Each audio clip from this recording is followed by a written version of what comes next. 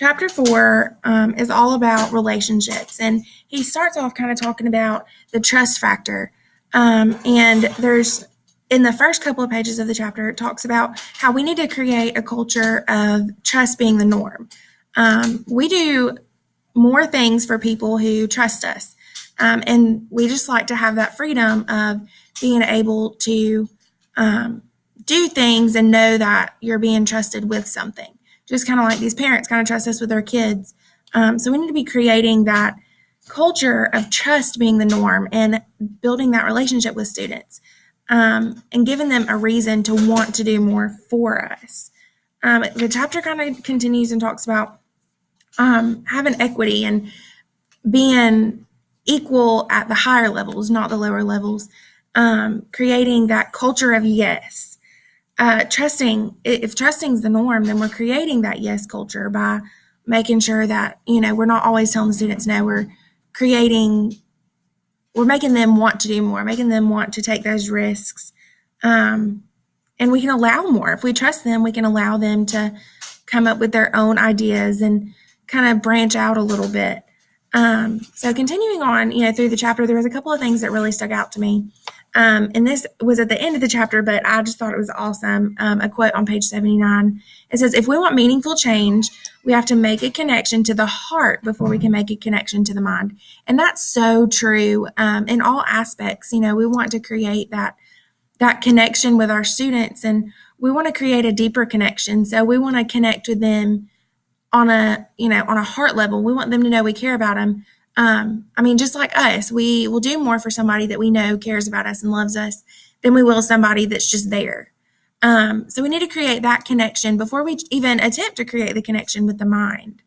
So moving on to chapter 8, it kind of continues talking about relationships, and another quote that I found super important talking about relationships was, you manage things, but you lead people. So this is how we're going to empower our students. So instead of just always managing them and it always being do this, do that, don't do this, don't do that, we need to lead them in the right direction. So not always just tell them exactly what to do, but leading them to find their own creativity and their own self. I did a thing called Make Your Mark last week, and they were able to make their own mark. So what do you want to be remembered as?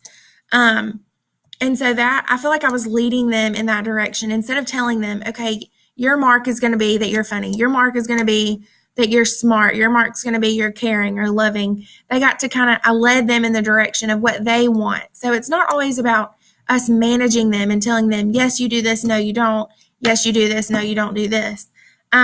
We're still creating that culture of yes. So we're letting them explore on their own what they're doing.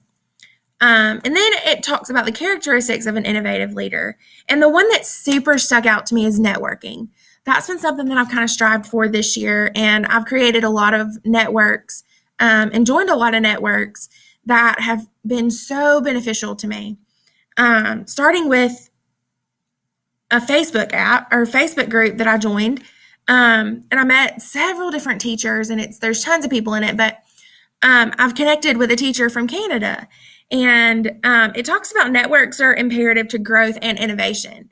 So we have so many outlets of networks now. We have social media, the internet. We can talk to people from all over the world, in the snap of a finger. It doesn't take days to send a letter or to mail something. We can just do it. So I created a network with this Canadian teacher and created through that a network for our students to connect with each other. And I'm so pumped. We're going to do a Google Hangout with their classroom, hopefully this week. It's kind of been pushed back because of the weather, but we're going to do a Google Hangout. They're going to get to kind of chat with this school from Canada about the weather there. And that way they're getting that experience of not only Alabama's weather, but Canada's weather too. So that network is so important, being able to reach across the United States and across the world with the snap of a finger, not taking days, months, years to connect with people in different places. So something else that I found super interesting in this again, it says at the heart of innovation are people, not stuff. And that was so important to me. A lot of times we get wrapped up in our technology and all the cool things that we have that we forget about. It's not about what we have, it's about who we have and what they can do with it. So our students are what we're here for, and we need to make sure that, we're wrapping our innovation around them, not what they have. Innovation's about what you can do new. It's not about the new technology and all that stuff. It's about what you can do with what you already have, what you can do differently, and how you can make it better. So moving on kind of through the book.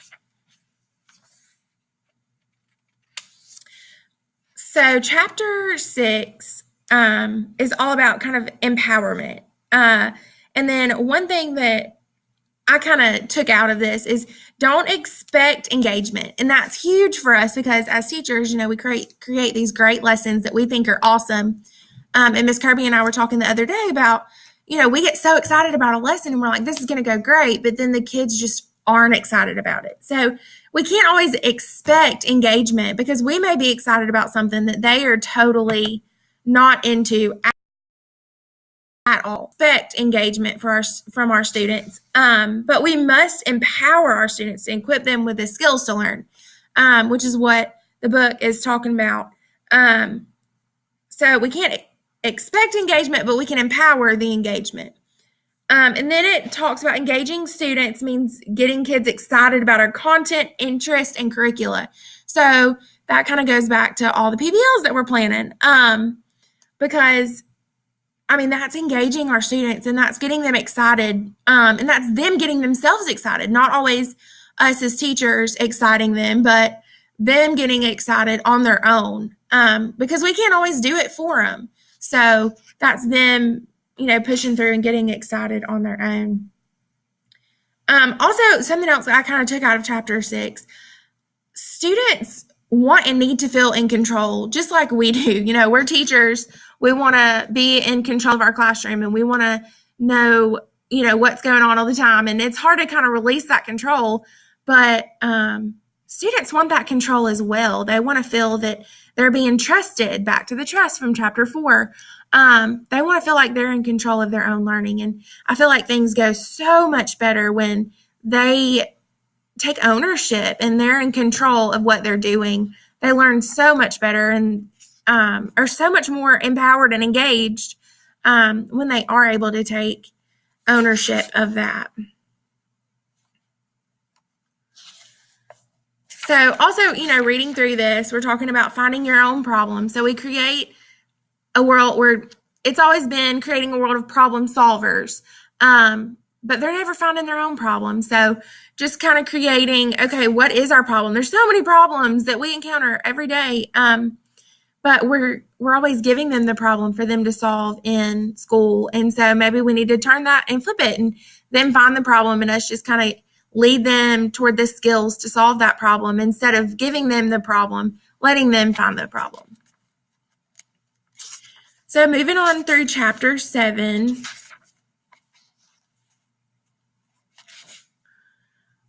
So some things, it talks about the 8 things to look for in today's classroom. It talks about voice and choice.